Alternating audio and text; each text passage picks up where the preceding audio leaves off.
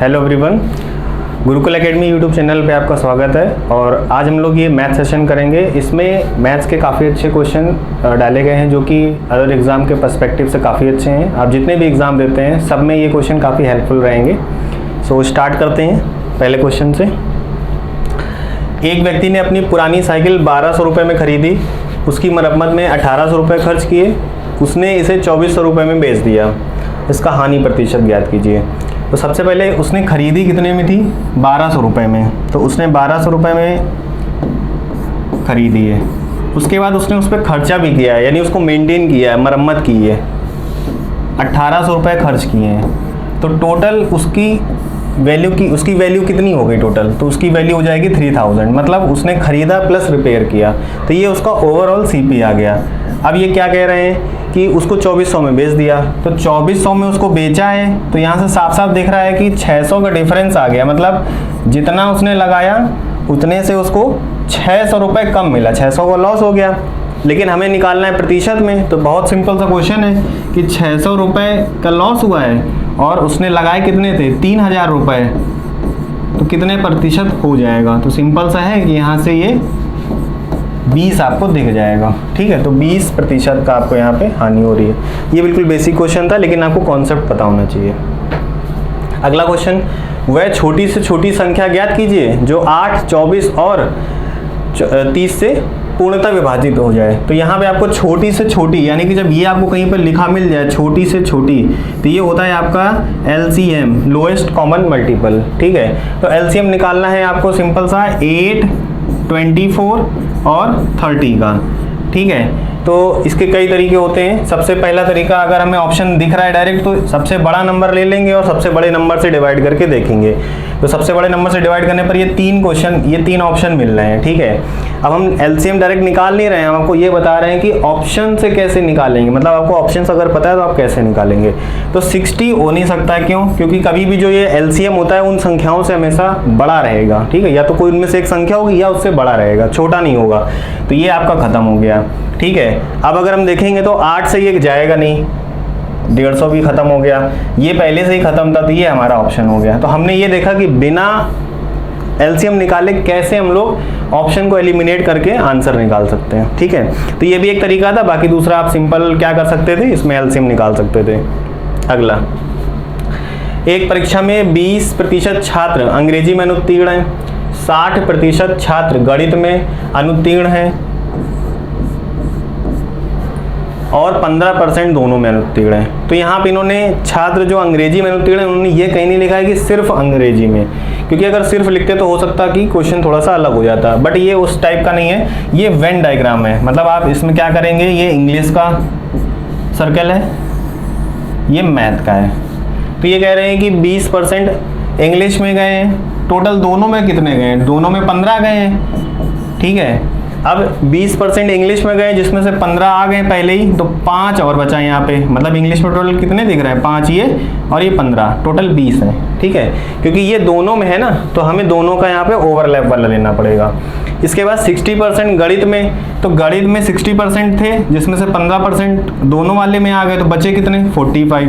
अब ये कह रहे हैं कि टोटल पास कितने हैं जो दोनों में। कह रहे हैं कि उन छात्रों का प्रतिशत ज्ञात कीजिए जो दोनों विषयों में उत्तीर्ण है। तो सिंपल से यहाँ पर हम लोग क्या करेंगे, इनको ऐड कर लेंगे। ठीक है, जब इनको हम ऐड करेंगे तो हमें कितना मिलेगा? हमको मिलेगा 65%। ठीक है, 65% आपके क्या है? अनुत्तीर्ण है, एक में या दोनों में मिला के। तो बचे हुए जो होंगे वो दोनों में पास होंगे। तो इसको हम क्या करेंगे, 100 से माइनस कर देंगे, क्योंकि टोटल स्टूडेंट 100 है। 100 से जैसे ही माइनस करेंगे तो हमें अपना ऑप्शन 35 दिख जाएगा। ठीक है, तो ये बेसिक से वेन डायग्राम का क्वेश्चन है। अगर आप परसेंटेज पढ़ेंगे तो उसमें आपको, यदि नियत तिथि के पहले बिजली के बिल का भुगतान किया जाता है, यानी कि जिस डेट को आपको ड्यू डेट है उससे आप पहले ही कर ले रहे हैं, ठीक है, भुगतान, तो बिल की राशि पर 5% की छूट मिलती है।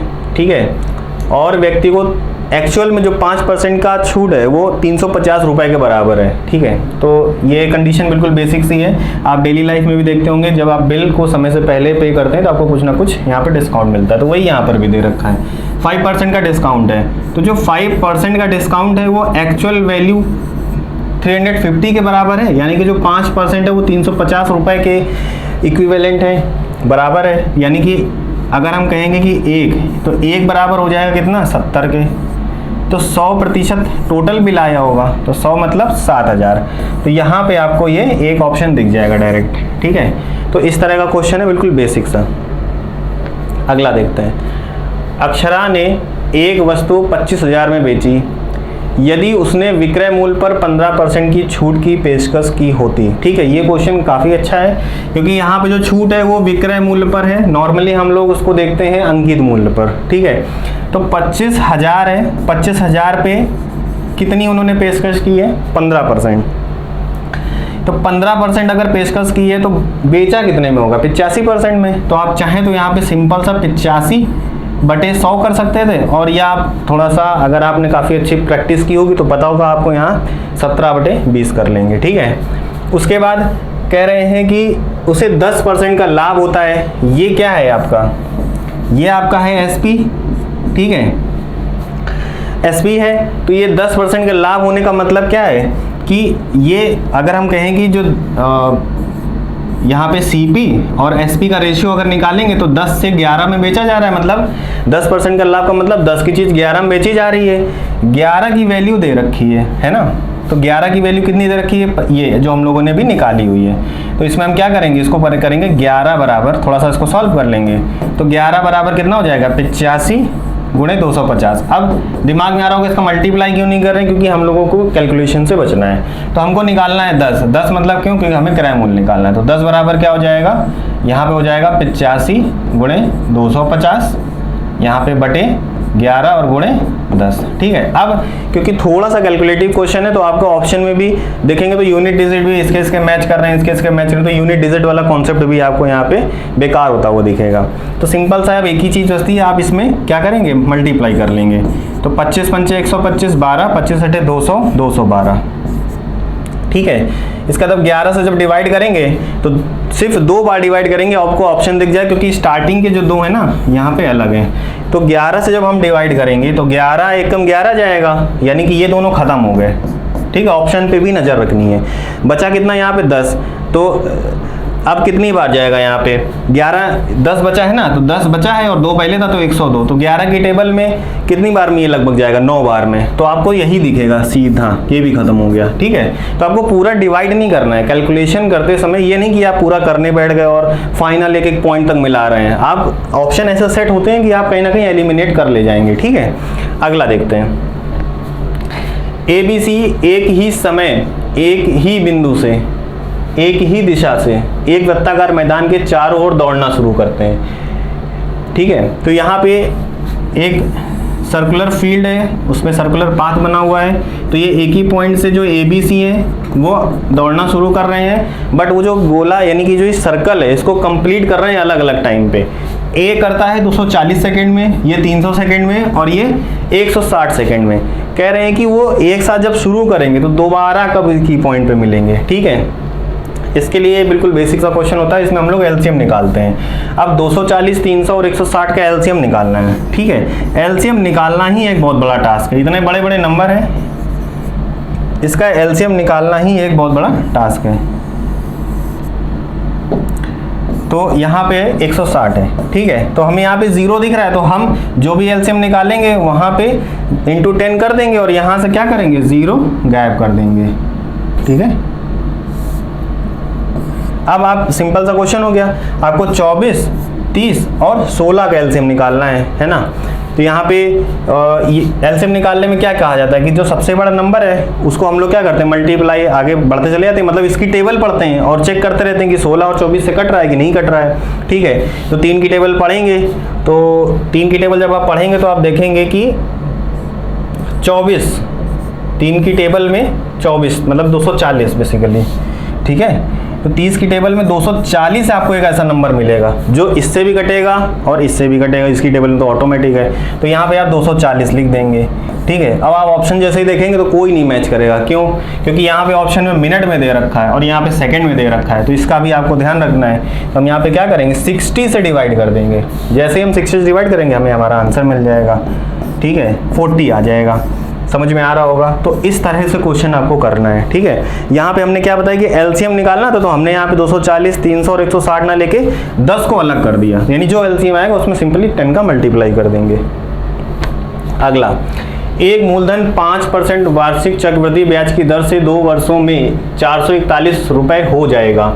जब ब्याज की गणना वार्षिक चक्रवृद्धि आधार पर होती तो मूलधन क्या होगा, ठीक है। इसमें देखिए हमने इससे पहले वाली जो वीडियो है उसमें भी एक SICA का क्वेश्चन बताया था, उसमें भी समझाया था कि रेशियो मेथड यूज़ करते हैं। 5% का मतलब ये होता है कि कोई चीज़ 20 है वो 21 हो रही है, ठीक है। अब ये कहाँ से आया, तो जब आप 5% को बदलेंगे तो क्या करते हैं, परसेंट बदलने के लिए परसेंट को अगर हम फ्रैक्शनल वैल्यू में चेंज करते हैं तो नीचे 100 का डिवाइड कर देते हैं, तो ये 1/20 आ जाएगा, ठीक है। यानी कि 20 पे 1 मिल रहा है, तो 20 पे 1 मिलने का मतलब 21, और ऐसा 2 साल तक हो रहा है, ठीक है। और कल मैंने ये भी बताया था, इससे पहले वाली जो वीडियो उसमें ये समझाया गया था कि अगर आप कॉम्पिटिटिव लेवल की तैयारी कर रहे हैं तो मैथ्स में 30 तक आपको स्क्वायर और क्यूब रटे होने चाहिए।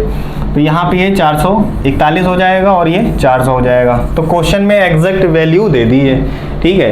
एग्जैक्ट वैल्यू 441 है 2 वर्षों में। तो क्या कह रहे हैं, मूलधन, तो मूलधन भी आपको यही दिख रहा है, बेसिक सा क्वेश्चन था बिल्कुल, ठीक है। तो ये कब हो पाएगा, जब आपको सारे कॉन्सेप्ट क्लियर होंगे।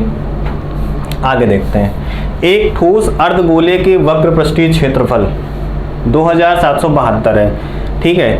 अब ठोस गोला है,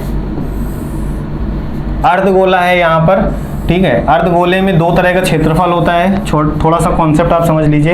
एक तो होता है ये आपका कर्व सरफेस एरिया, जो इस समय हम हाईलाइट कर रहे हैं, ठीक है। आप एक कटोरे को देख सकते हैं, तरबूज का आधा कटा हिस्सा देख सकते हैं, उसमें जो तरबूज की अगर हम बात करें तो उसमें जो हरे रंग का छिलका होता है वही आपका क्या हो जाएगा, वक्र पृष्ठीय क्षेत्रफल, ठीक है। ये आपका वक्र पृष्ठीय क्षेत्रफल यानी कि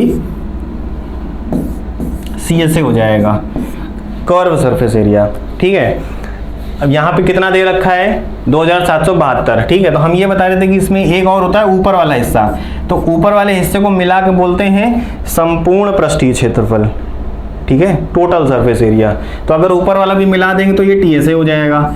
और कल वाली वीडियो में, मैं इससे पहले वाली वीडियो में ये भी बताया था कि जब एक गोले को 4 हिस्से में डिवाइड करते हैं, जैसे तरबूज को आपने 4 हिस्से में डिवाइड किया, तो जो हरे रंग का पार्ट है, जो छिलका है, वो जो उसका एरिया है वो πr² होगा, ठीक है। ये दिमाग में रखिएगा। तो यहाँ पे ऐसे कितने हिस्से हैं, अगर हम डिवाइड करेंगे तो ऐसे 2 हिस्से हैं, 2 हिस्से मीन्स ये πr², ये πr², ठीक है। तो हो जाएगा आपका ये 2πr², यही आपकी वैल्यू दे रखी है ये वाली, ठीक है। तो आप समझिएगा अभी आगे, ये मैंने आपको कॉन्सेप्ट समझाया बिल्कुल बेसिक सा, क्योंकि बिना कॉन्सेप्ट समझे क्वेश्चन सॉल्व करके दिखा देने में आपको उतना अच्छे समझ में नहीं आएगा, ठीक है। तो 2772 पृष्ठीय क्षेत्रफल दे रखा है, यानी कि आपको 2πr² कितना दे रखा है, 2772, ठीक है। अब आयतन ज्ञात करना है। आयतन ज्ञात करने के लिए आपको r पता होना चाहिए, यहाँ से आप r निकाल लेंगे, तो r² बराबर कितना हो जाएगा, 2772 अपॉन 2 इंटू 22 इंटू 7। कैलकुलेशन इसलिए करके दिखाते हैं ताकि आपको पता चले कि पेपर में थोड़ी सी कैलकुलेशन में क्या हम लोग इधर उधर कर सकते हैं, ठीक है। 11 से कटेगा 2 बार में, ये आप 11 से जब आप काटेंगे तो कितना हो जाएगा, ये 2 बार में जाएगा, ये 5 बार में जाएगा, और इसके बाद ये आपका फिर 2 बार में जाएगा, ठीक है। अब किससे कटेगा यहाँ पे, तो 4 से ये कट रहा है तो 4 से डायरेक्ट काट देंगे, ठीक है। 4 से 4 छंग 24, 4 तिहाई 12, ठीक है। और इसको थोड़ा सा ब्रेक डाउन आप कीजिए, तो ये हो जाएगा 7 इंटू 9, है ना। यानी कि जो r आएगा वो कितना आ जाएगा, 7 का स्क्वायर इंटू 3 का स्क्वायर, r² बराबर 7² इंटू 3², यानी r की वैल्यू आपकी कितनी हो गई, 21 हो गई। अब इस वैल्यू को उठा के आपको क्या करना है, आयतन ज्ञात करना है, ठीक है। तो आयतन ज्ञात करने के लिए हम क्या करेंगे, यहाँ पे इधर लिख देता हूँ। तो v बराबर क्या होता है, ये होता है 2/3, क्योंकि 4/3 तो कंप्लीट पूरे गोले का होता है, यहाँ पर अर्ध गोला है, πr³, ठीक है। तो ये हो जाएगा आपका 2/3, पाई है 20, यहाँ पे 22/7 इन्होंने बोला है रखने के लिए, और r³ मतलब 21 गुणे 21, ठीक है। तो ये 3 से 3 7 21 से ये 21 खत्म हो जाएगा, 21 का 21 मल्टीप्लाई करेंगे तो 481 हो जाएगा, 41 हो जाएगा, और ये हो जाएगा आपका 44, ठीक है। अब ऑप्शन में देखेंगे तो ऑप्शन में सबके यूनिट डिजिट सेम हो रहे हैं, है ना। तो आपको क्या करना पड़ेगा, आपको मजबूरन यहाँ पे मल्टीप्लाई करना पड़ेगा। तो हम यहाँ पे मल्टीप्लाई अगर हमें करना ही पड़ रहा है तो हम यहाँ पे इस 2 का इसमें मल्टीप्लाई कर देंगे तो ये 8 2 हो जाएगा, ठीक है। और फिर यहाँ पे 2 का मल्टीप्लाई कर देंगे तो यहाँ पे 4 6 और ये 7 हो जाएगा, ठीक है। यहाँ पे जब हमने 2 का मल्टीप्लाई किया तो ये 4 हो जाएगा, ये 6 और ये 7 हो जाएगा। यहाँ पे 11 बचा तो 11 4 जा 44, ठीक है।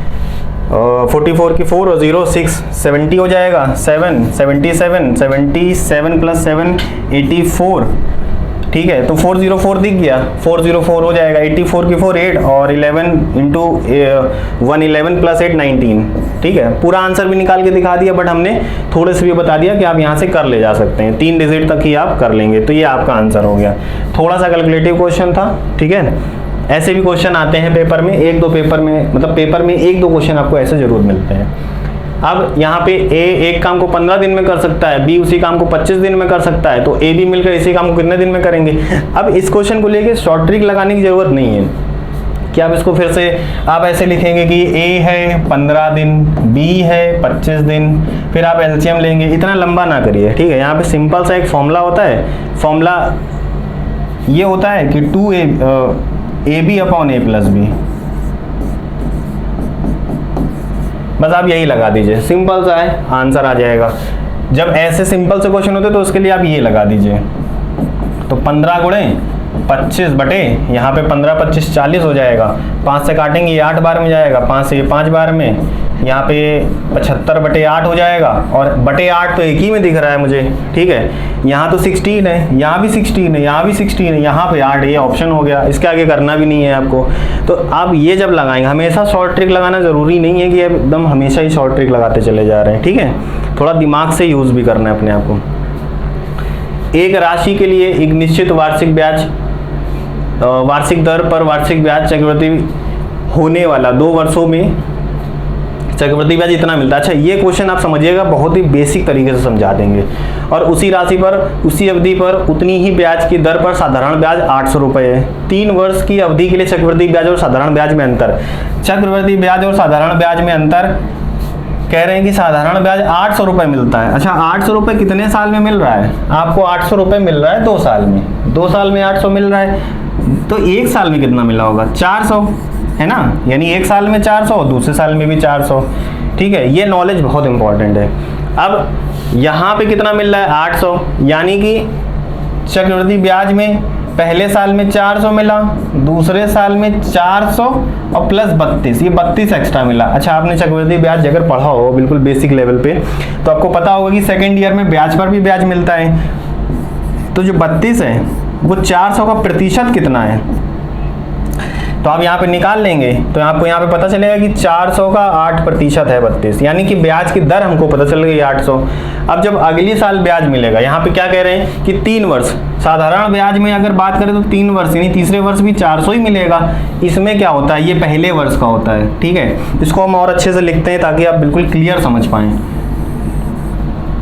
कह रहे हैं कि पहले वर्ष में 400 मिला, दूसरे वर्ष में 400 प्लस 32 मिला, तीसरे वर्ष में इतना तो मिलेगा ही मिलेगा, मतलब 400 प्लस 32 तो मिलेगा ही मिलेगा, फिर 32 मिलेगा, ठीक है। ये तो आपका प्रीवियस ईयर है और ये थर्ड ईयर का एक्स्ट्रा है। और थर्ड ईयर में हमने क्या किया, ये एक्स्ट्रा जो ब्याज पिछली बार का ब्याज था उसका ब्याज भी मिलेगा, ये तो आपका एक्स्ट्रा ब्याज आया, ठीक है। अब इस पे जो ब्याज मिलेगा वो भी तो लिखना है, तो 32 का, ठीक है, इसको हम नीचे लिख दे रहे हैं, प्लस 32 का 8% भी तो आपको मिलेगा, है ना।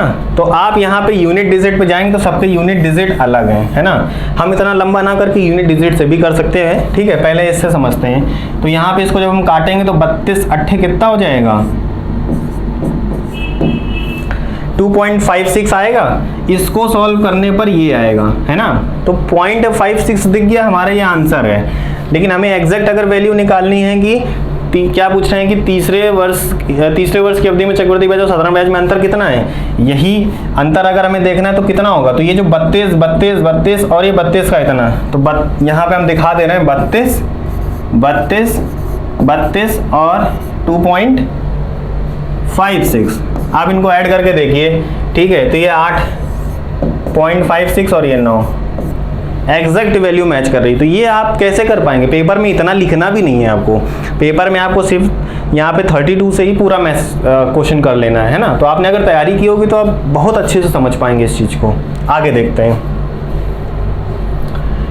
संख्या ए संख्या ई के व्युत्क्रमानुपाती है। ए बराबर 50 होने पर ई 22 है। ए और ई से संबंधित समीकरण ज्ञात कीजिए।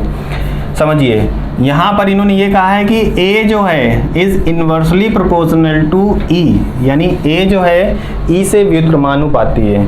अगर हम ये कहें कि ए बराबर, मतलब आपने अगर साइंस पढ़ी हो क्लास 9th 10th में, तो उसमें आप देखते होंगे जब ये व्युत्क्रमानुपाती का साइन हटता है तो यहाँ पे इक्वल टू का साइन आता है और एक कांस्टेंट आता है, ठीक है, यहाँ पे कांस्टेंट के है। तो ए अगर 50 है तो उस कंडीशन में उसी रेशियो से रिलेशन रखते हुए ई की वैल्यू कितनी हो रही है? 22 हो रही है। तो के बराबर कितना हो जाएगा? 50/22। पूछा क्या गया है? पूछा आपसे ये गया है कि ए और ई से संबंध बताइए, ठीक है, ए और ई से संबंधित समीकरण आपको देना है, ठीक है। तो यहाँ पे थोड़ी सी ये मिस्टेक हो गई। यहाँ पे क्या होगा कि ये 22 जो लिखा था यहाँ पे मल्टीप्लाई होगा, तो के बराबर कितना हो जाएगा आपका? हो जाएगा 22 इधर जाएगा 100, तो ये 1100 हो जाएगा, ठीक है, समझ में आया? तो यहाँ के की वैल्यू 1100 है। 1100 आपको कहाँ दिख रही है ऑप्शन में? 1100 आपको ए ऑप्शन में दिख रही है। तो ये बिल्कुल बेसिक सा क्वेश्चन था, है ना।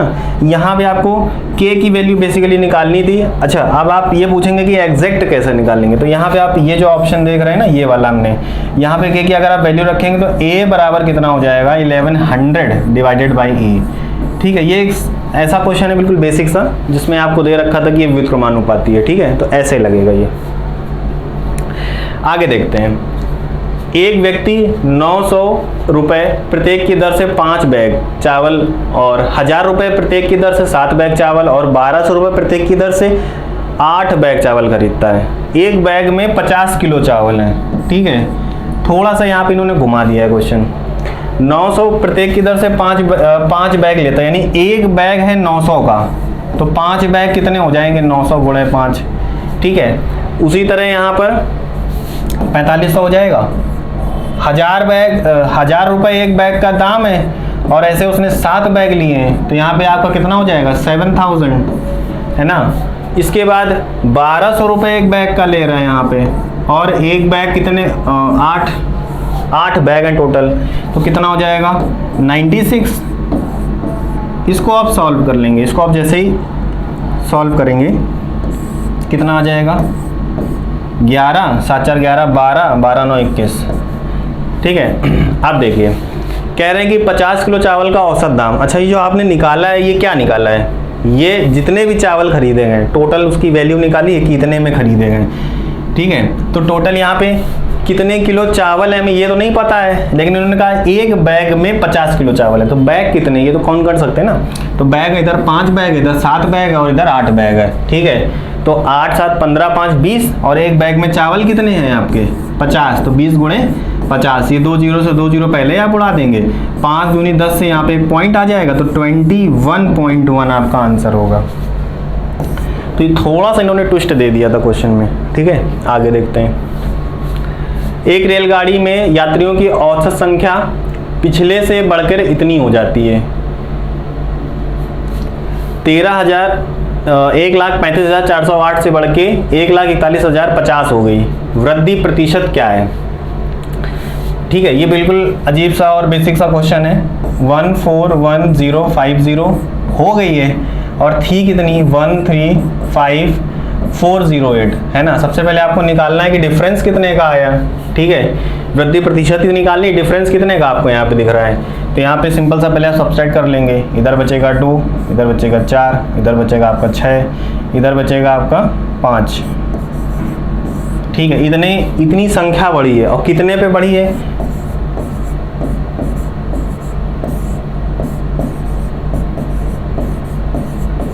ठीक है। अब दिमाग में क्वेश्चन आएगा कि ऐसे क्वेश्चन को कैसे करेंगे, है ना।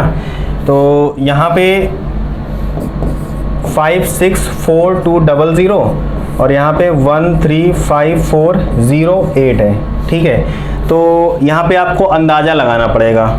तो यहाँ पे जब आप अंदाज़ा लगाएंगे तो कितना आ जाएगा, आप इसको 135 लिखा हुआ है, आप इसको 14 मान लें, ठीक है, क्योंकि 13.5 का राउंड फिगर आप करेंगे ना तो 14 आएगा राउंड।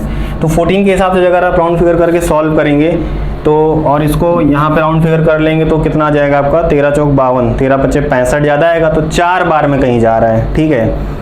और अगर आप 14 भी मान लेंगे, 13 और 14 दोनों से ही आप ये 4 बार में जाएगा, तो आपको अंदाजा यहाँ पे मिल जाएगा कि 4 बार में जाएगा, और ऑप्शन में 4 बार वाला यही ऑप्शन है, ठीक है। तो ये आपका सही आंसर हो जाएगा।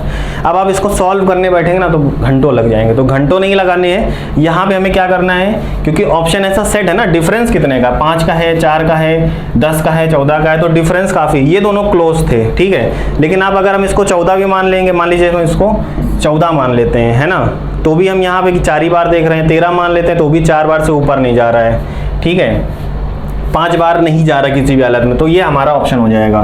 तो यहाँ पे आपको कहीं ना कहीं इस तरह का भी यूज़ करना पड़ता है। आगे देखते हैं, ऐसा क्वेश्चन ही दिया जाता है यहाँ पर। अब एक व्यक्ति धारा की विपरीत दिशा में 8 किलोमीटर और धारा की दिशा में 12 किलोमीटर की चाल से नौकायन करता है। कह रहे हैं कि शांत जल में उस व्यक्ति की चाल एवं धारा की चाल ज्ञात कीजिए, ठीक है। तो पहले तो हम बेसिक समझते हैं इसका, और उसके बाद फिर हम शॉर्ट ट्रिक भी बता देंगे। तो x प्लस वाई, एक्स हमने मान ली है आदमी की चाल है, ठीक है, और ये धारा की चाल है। ये कितनी दे रखी है आपकी 12, ठीक है, और आदमी की चाल में धारा की चाल घटा देंगे तो 8, ठीक है, ये दे रखा है यहाँ पे, ठीक है। अब इसको जैसे हम काटेंगे तो 2x बराबर कितना आ जाएगा 20, और x बराबर आ जाएगा आपका 10। इसी चीज़ को आप बिना लिखे भी कर सकते थे, ठीक है। कैसे करते कि सीधे सीधे इनको जोड़ के आधा कर देंगे, इनको और इनको जोड़ दें और आधा कर दें तो 10 आ जाएगा। किया वही है ना, लेकिन ये थोड़ा सा ट्रिक के फॉर्म में, मतलब आपको इतना लिखना नहीं पड़ेगा। आप क्वेश्चन को देखेंगे और ओरली बता पाएंगे कि 12 8 20/2 यानी कि 10 है ये, ठीक है। और दूसरा क्या करते थे, इन दोनों का डिफरेंस निकालेंगे, डिफरेंस आएगा 4 और 4 का आधा कर देंगे 2, ठीक है। तो यहाँ पे क्या आ जाएगा आपका, ये आदमी की चाल आ गई, धारा की चाल आ गई, ये आपका ऑप्शन आ गया। तो ऐसे जब भी क्वेश्चन दिखेगा आपको यही यूज़ करना है, ठीक है। अगला, धारा की विपरीत दिशा में 144 किलोमीटर जाने के लिए, जैसे अभी मैंने बताया पीछे वाला क्वेश्चन एज इट इज़ वैसा ही है, बस इन्होंने चाल ना देके चाल निकालने का एक तरीका दे दिया है। चाल बराबर होता है क्या, दूरी बटा समय, तो दूरी और समय दे दिया है, आप यहाँ से चाल पहले निकाल लीजिए, ठीक है। तो जब 12 घंटे लगते हैं तब क्या लगता होगा, तब आप विपरीत जाते होंगे तो ये x माइनस वाई वाली चाल निकल आएगी। और जब 9 घंटे लगते हैं यानी आपके चाल में कोई जुड़ गया है तो ये क्या आ जाएगा आपका x प्लस वाई वाली चाल आ जाएगी। तो x माइनस वाई वाली चाल कितनी आ जाएगी, यहाँ पे हम 12 से डिवाइड करेंगे तो 12 ही आ जाएगा, क्योंकि 144 12 का स्क्वायर होता है। और x प्लस वाई यानी 9 वाली चाल कितनी आ जाएगी, तो 9 से काट के देख लेंगे तो यहाँ पे 1 बार में जाएगा और 6 बार में जाएगा, ठीक है। तो अब आपको ये दिख गया है, तो हम अभी हमने क्या बताया था कि इन दोनों को ऐड करके बाई 2 कर देंगे, तो यहाँ पे कितना आ जाएगा 12 और 16 कितना आ जाएगा 28, 28/2 14, ठीक है। लेकिन इन्होंने पूछा क्या है, इन्होंने पूछा है कि धारा की चाल, तो इन दोनों का डिफरेंस बाई 2 कर देंगे, वही धारा की चाल आ जाएगी, तो यानी कि डिफरेंस 4 आ जाएगा और बाई 2 कर देंगे तो 2 आ जाएगा, ठीक है। तो आपके ऑप्शन में ये दिख रहा है। तो आपको बस यहाँ पे क्या करना था कि चाल निकालनी थी, इन्होंने चाल निकालने का आपको मेथड दे दिया था। आगे देखते हैं, कह रहे हैं कि a² और 3ab का तृतीय समानुपाती क्या होगा। इसको बहुत बेसिक से समझ लेते हैं। अगर a b c है ना, ऐसे दे रखे हैं, ये समानुपाती में है, मतलब कि a/b कॉन्टिन्यूअस रेशियो में इज इक्वल टू b/c, ठीक है, ऐसे है। तो यहाँ से हम एक रिलेशन निकालते हैं, b² is equal to ac, है ना। ये फर्स्ट टर्म होता है, ये लास्ट टर्म होता है और ये मिडिल टर्म होता है। वही चीज़ यहाँ पर भी है, ये आपका फर्स्ट टर्म है, ये आपका सेकेंड टर्म है, और आपसे थर्ड पूछ ही रहे हैं, ठीक है। तो जब आपसे थर्ड पूछ रहे हैं तो आप थर्ड निकाल लीजिए, बिल्कुल बेसिक सा क्वेश्चन हो जाएगा। थर्ड निकालने के लिए हमने क्या बताया था, b² is equal to ac वाला यहाँ पे हम लोग रिलेशन यूज़ करेंगे, जिसमें c क्या होता है, थर्ड होता है। तो c बराबर यहाँ से क्या हो जाएगा b²/a। अब ये वैल्यू उठा के आप रख लीजिए, b² मतलब सेकेंड वाला, यानी कि 9a² b² और a मतलब पहला वाला a² /b, a² से एक स्क्वायर खत्म, ये से ये खत्म, तो क्या हो जाएगा 9B। 9B आपको दिख रहा होगा ये ऑप्शन में, ठीक है। काफ़ी अच्छा क्वेश्चन था, आगे देखते हैं। एक ठोस धात्विक गोले को पिघलाया जाता है, उसी अर्धगोले के समान आधार की त्रिज्या, ये याद रखिएगा इंपॉर्टेंट है, और वाले एक शंकु के आकार में पुनः ढाला जाता है। ये कह रहे हैं कि एक अर्धगोले को पिघलाया गया है और एक शंकु बना लिया गया है, ठीक है। तो ये याद रखिए कि जब एक 3D कॉन्सेप्ट, एक 3D शेप को पिघला के, है ना, एक सॉलिड 3D शेप को पिघला के दूसरा शेप बनाया जाता है, तो दोनों में क्या इक्वल होता है, वॉल्यूम इक्वल होता है, ठीक है। जितना इसका वॉल्यूम होगा उतना ही उसका होगा। अब ये यहाँ पे कह रहे हैं कि ये R है तो ये भी R है, मतलब इन्होंने रेडियस सेम दे रखी है, ठीक है। इसमें हाइट h बोल दी है और कह रहे हैं कि R और h के बीच में क्या बताना, अनुपात बताना है। तो इसका वॉल्यूम क्या हो जाएगा, इसका वॉल्यूम हो जाएगा 2/3 पाई r³। इसका वॉल्यूम क्या हो जाएगा 1/3 पाई r²h, ठीक है। अब ये दोनों बराबर हैं क्योंकि इसको पिघला के उसको बनाया गया है, तो यहाँ से हम पाई से पाई हटा देंगे, 3 से 3 हटा देंगे, ठीक है। r² से ये खत्म हो जाएगा। अब यहाँ पे रेशियो निकालना है r और h का, तो h को उठा के इधर लाएंगे, उसको उठा के इधर ले जाएंगे, तो r/h बराबर कितना हो जाएगा, ठीक है। तो यहाँ पे तो अब कुछ बचा नहीं है, यहाँ का 2 नीचे चला जाएगा, तो ये हो जाएगा 1/2, यानी कि क्या हो जाएगा r/h बराबर हो जाएगा 1:2। तो 1:2 आपको दिख रहा होगा ऑप्शन में, ठीक है। काफ़ी अच्छा और बेसिक क्वेश्चन था ये।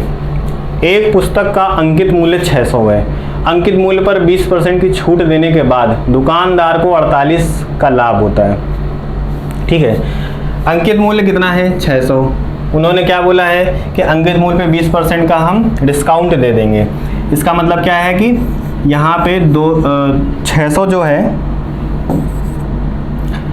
600 पर 20 का डिस्काउंट दे रहे हैं, तो बेच कितने में रहे होंगे 80 पे, है ना। या इसको हम क्या कह सकते थे कि 20 का मतलब होता है कि 5 की चीज़ हम किस में बेच रहे हैं, 4 पे, तो 4/5, है ना। यहाँ पे वही हो जाएगा, यहाँ पे 2 0 से ख़त्म, 480 रुपये में बेच रहे हैं। ये हमारा SP है और वो हमारा गेन दे रखा है, तो SP में से जब हम गेन माइनस करते हैं तो हमारा CP आ जाता है, वही हमें यहाँ पे करना है, ठीक है। तो 48 माइनस कर देंगे, तो जैसे 48 माइनस करेंगे तो इधर कितना बचेगा आपका, इधर बचेगा आपका 2, इधर बचेगा 3 और इधर बचेगा 4।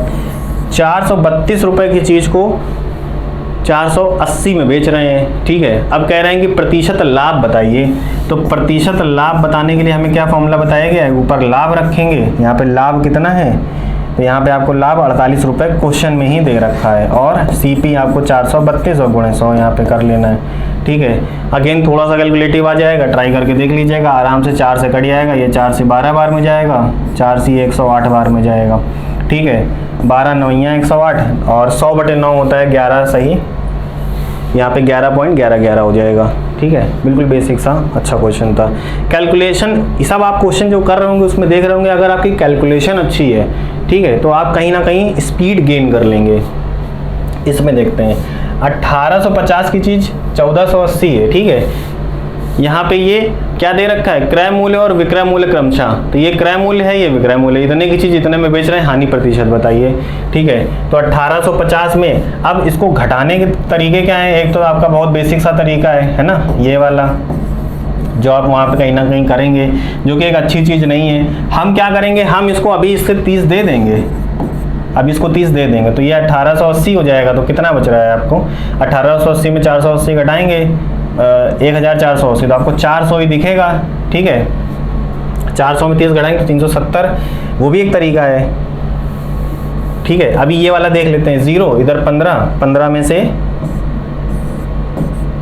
और यहाँ पे आपका कितना आ जाएगा 3, ठीक है। समझ में आ रहा है, दोनों तरीके से में। सबसे पहला तरीका हम क्या कर सकते थे कि इसमें हम +30 दे दें, तो ये 1480, यहाँ पे 1880, तो 400 का अंतर दिख रहा था क्योंकि हमने इसको 30 पहले ही दे दिया, तो 30 वापस खींच लेंगे, तो 480 में से 30 खींचेंगे तो 370 ही दिखेगा, है ना। तो ये तरीका आप करेंगे तो आपको ये करना नहीं पड़ेगा, ये हिस्सा नहीं करना पड़ेगा, इसको हटा देना और ये आप कर लेंगे, ठीक है। अब कह रहे हैं हानि प्रतिशत बताइए, तो हानि कितने की हुई है, 370 की हानि हुई है, और कितने पे हुई है, 1850 पे हुई है और गुणे 100। क्लियर है? इसको आप सॉल्व कर लेंगे तो यहाँ से ये ख़त्म हो जाएगा, 5 से काटेंगे, 5 2 बार में जाएगा, 5 से ये 3 बार में जाएगा, 7 बार में जाएगा, और ये आपका 10 बार में जाएगा, और ये 2 दिख जाएगा। तो कैलकुलेशन भी बिल्कुल ईजी है ना? समझ में आ रहा है ना? बहुत बेसिक सा है, कहीं ना कहीं आपको कैलकुलेशन पे ही कमांड करनी है। आगे शंकु का आयतन ज्ञात कीजिए। शंकु का आयतन आपको तुरंत पता होना चाहिए, जिसकी त्रिज्या 10 है, त्रिज्या की ऊंचाई 26 है। फिर से सेम चीज़ कि अगर आपको कॉम्पिटिटिव लेवल की तैयारी करनी तो 30 तक स्क्वायर और क्यूब याद होने चाहिए। अब यहाँ पे 26 दिख रहा है, ठीक है? तो यहाँ पे शंकु जो है,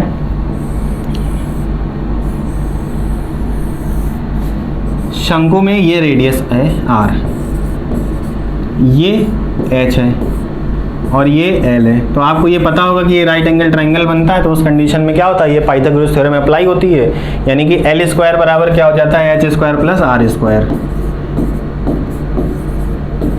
उस कंडीशन में यहाँ पे h दे रखा है, ये दे रखा है, L ही पूछा गया है, L दे रखा है, सॉरी L दे रखा है और ये दे रखा है, ये आपसे पूछा गया है h। ठीक है? क्यों पूछा गया है? क्योंकि आयतन को निकालने के लिए आप कहीं ना कहीं इसका यूज़ करेंगे, क्वेश्चन को लॉन्ग करने के लिए। L की कोई यूज़ नहीं है यहाँ पे, बट L का यहाँ पर ये यूज़ होगा कि हमें h निकालना है। h बराबर क्या हो जाएगा, अंडर रूट, यहाँ पे आप करेंगे तो L square minus r square. अब आपको अगर आपको क्यूब याद है या स्क्वायर याद है तो आप यहाँ पे कर ले जाएंगे। तो 26 का स्क्वायर कितना होता है, 676 माइनस r स्क्वायर 100, सॉल्व करेंगे आ जाएगा 576। अब फिर अटक जाएंगे 576, क्योंकि आपको याद नहीं होगा। अगर याद होगा तो आप यहाँ पे क्या कर लेंगे, 24, आपको h डायरेक्ट पता चल जाएगा। ठीक है? h पता चल गया तो यहाँ पे h रख दीजिए, सॉल्व कर लीजिए। तो 1/3, अब यहाँ पे पाई इन्होंने कितना बोला, 3.14, ये भी याद रखिएगा। ठीक है? पाई की वैल्यू देख के रखिएगा। r कितना दे रखा है, यहाँ पे r इन्होंने 10 दे रखा है, और यहाँ पे हम लोगों ने ये निकाला है ना 24। ठीक है? तो यहाँ पे हम सॉल्व कर लेंगे, 3 से जाएगा ये कितनी बार में, यहाँ पे एक्चुअल में r स्क्वायर था ना, तो यहाँ पे एक 10 और होगा, ये मैंने एक ही रख दिया था। तो ये यहाँ से ये और ये ख़त्म, और ये पॉइंट ख़त्म, और ये 8 ख़त्म। ठीक है? मल्टीप्लाई कर लेंगे। और यहाँ पे यूनिट डिजिट में देखिए ये मैच कर रहा है, तो यूनिट डिजिट वाला कॉन्सेप्ट फिर नहीं लगेगा। ठीक है?